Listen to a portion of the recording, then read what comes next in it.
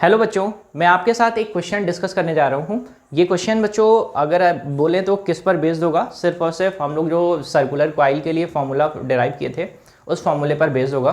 तो पहले मैं क्वेश्चन को ड्रॉ कर देता हूँ और फिर उस क्वेश्चन को सॉल्व करने का अप्रोच सीखते हैं। क्या फाइंड करना रहेगा? Magnitude and direction of the magnetic field. ठीक है, चलो देखते हैं। तो सबसे पहले मैं ड्रॉ कर रहा हूँ क्वेश्चन को।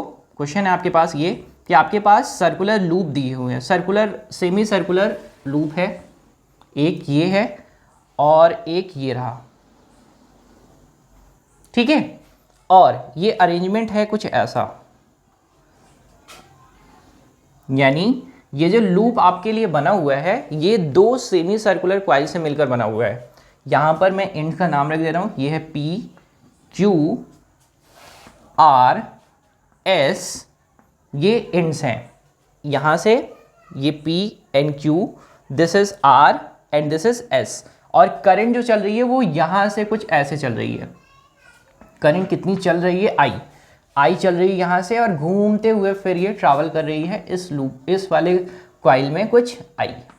ठीक है, इसमें करंट ऐसे जा रही है और ऐसे घूमकर फिर घूम रही है। करेक्ट। यहां पर आपको दे रखा है initially the radius of this semicircular coil, that is R1, and radius of this semicircular coil is R2। ठीक है, तो आपको दोनों कॉइल का रेडियस गिवन है आपके पास। ठीक है, और बोल रहे हैं कि आपके पास एक वायर लूप है। Wire loop is PQRS P, ये आपके पास वायर लूप है, that is wire loop is PQRSP, ये वायर लूप है। और जिसमें बना क्या है, जो किससे बना है? that is made from two semicircular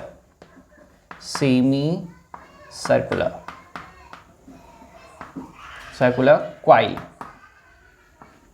ठीक है ना, दैट इज जिसका एक का रेडियस है R1 और एक का रेडियस है R2। दोनों में करंट सेम जा रहा है, इसमें भी I1 जा रहा है और इसमें भी I1 ही ट्रैवल कर रहा है। आपको निकालना है इस पॉइंट P पर। इस पॉइंट को नाम दिया है उसने P। इस पॉइंट, सॉरी मैं यहाँ पे एक और पॉइंट लिख देता हूँ, इट्स O ना, P मैंने यहाँ यूज कर लिया है।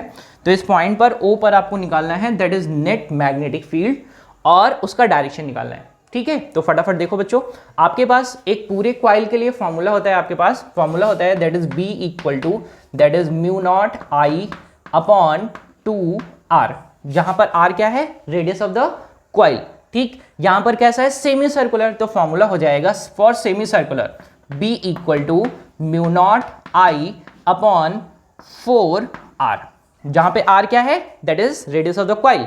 चलिए एक एक करके डिफाइन करते हैं। सबसे पहली बात, इस पॉइंट पर मैग्नेटिक फील्ड चाहिए, तो P और Q जो करंट एलिमेंट है इनकी वजह से कोई भी आपके पास कोई भी मैग्नेटिक फील्ड नहीं आएगा।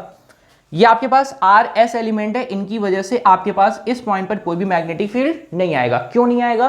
क्योंकि करंट एलिमेंट और पोजीशन वेक्टर दोनों के बीच का एंगल कितना हो जाएगा? बोलो बोलो बोलो, दैट इज 0 डिग्री। और 0 डिग्री होने की वजह से साइन 0 कितना होता है? 0।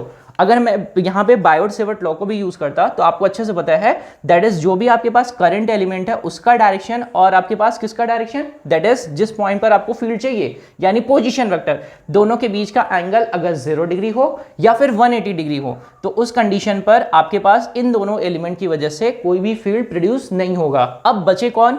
बचा एक ये, दैट इज QR, ये circular coil, that is P and S, ये सर्कुलर कॉइल। तो दोनों कॉइल की वजह से मैग्नेटिक फील्ड निकालते हैं। फटाफट देखते हैं जरा ध्यान से। तो अगर मैं पहले वाले की वजह से यानी ये वाले की वजह से Q और R की वजह से अगर मैं निकाल रहा हूं तो मैं इस फील्ड का नाम रख रहा हूं, ये तो मैंने दोनों फॉर्मूला लिखा है, ये लिखा है for full coil and this is for semi circular coil. ये आपके पास पूरी कॉइल के लिए फॉर्मूला है जिसका रेडियस कितना है? R। और ये किसके लिए है? सेमी सर्कुलर के लिए, जिसका रेडियस कितना है? R।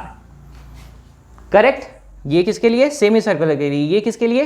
पूरे के लिए। चलो एक एक के लिए निकालते हैं। पहले मैं छोटे वाले के लिए निकाल रहा हूं तो इसका नाम लिख रहा हूं B1 इक्वल टू आपके पास सिंपली हो जाएगा that is mu not I upon 4 R1। Correct है, कोई गड़बड़ तो नहीं करेंगे। सेम अगर मैं इस वाले के लिए पता करूं तो आपके पास हो जाएगा B2 इक्वल टू कितना हो जाएगा, that is mu not I upon 4 R2। अब बात आती है कि डायरेक्शन किधर किधर है। तो मैंने आपको समझाया था कि डायरेक्शन निकालने के लिए क्या यूज करेंगे, राइट हैंड थंब रूल। तो देखो जरा, अगर करंट इधर की तरफ जा रही है तो अगर मैं फिंगर को कर्ल करूं और कर्ल करते हुए इस पॉइंट तक आ रहा हूं तो मेरे पास फील्ड कैसा मिलेगा, दैट इज आउटवर्ड। यानी इस R1 की वजह, इस वाले की वजह से, B1 की वजह से मेरे पास फील्ड कैसा मिल रहा है, आउटवर्ड। मैं लिख रहा हूं बच्चों, ठीक है ना, जिसका मैं सिंबल भी बना दूं तो ये है, दैट इज पॉइंट बनाकर, दैट इज आउटवर्ड। करेक्ट, किसकी वजह से है, B1 की वजह से। ठीक है, और सेम अगर मैं B2 इसकी वजह से पता करूं तो आपके पास सिंपली रखेंगे, अभी करंट किधर जा रहा है, इधर की तरफ, तो फील्ड कैसा होगा, यहां पर थंब रखेंगे और फिंगर को कर्ल करेंगे तो फील्ड इस पर कैसा आएगा, दैट इज इनवर्ड। ठीक है, कोई गड़बड़ तो नहीं करेंगे। तो इसकी वजह से ये जो फील्ड है वो कैसा है, इनवर्ड। आपको क्या चाहिए, नेट चाहिए। तो देखो जरा, अगर मैं आपसे पूछूं कि नेट निकालना है आपको, तो आप बताओ जरा इसमें से कौन बड़ा है कौन छोटा है। जिसका रेडियस छोटा वो पूरा फील्ड कैसा आएगा, बड़ा। जिसका रेडियस बड़ा, फील्ड कैसा, छोटा। बस फटाफट कर दीजिए net magnetic field. And net magnetic field निकालने के लिए क्या करते हैं, that is vector summation, that is B1 plus B2। Correct है, दोनों का डायरेक्शन अलग अलग है, तो एक का डायरेक्शन हम लोग ले लेते हैं पॉजिटिव और एक का डायरेक्शन ले लेते हैं निगेटिव। तो आपके पास इनका मैग्नीट्यूड आ जाएगा, दैट इज मैग्नीट्यूड कितना आ जाएगा, that is mu not I upon 4 R1 minus mu not I upon 4 R2। तो क्या करते हैं, जो कॉमन लेने वाले कॉमन कर देते हैं, B इक्वल टू आ जाएगा mu not I upon 4 1 upon R1 minus 1 upon R2। Correct, ये क्या आ गया आपके पास, नेट मैग्नेटिक फील्ड। अब इसका डायरेक्शन पूछा जाए बच्चों, तो डायरेक्शन किधर आएगा, देखो इनमें से कौन बड़ा है, बस सिंपल सा ऐसा ही याद रखेंगे, कौन बड़ा है, ये बड़ा है, तो डायरेक्शन किसका मिलेगा, इसका मिलेगा, यानी ये क्या हो जाएगा, आउटवर्ड। ठीक है, तो बच्चों देखो हम लोगों ने इस क्वेश्चन को बहुत आसानी से सॉल्व कर लिया है। ठीक, अगर इस तरीके का और कोई भी प्रॉब्लम रहे तो प्लीज, अगर नहीं समझ में आएगा तो जरूर से जरूर बताएंगे।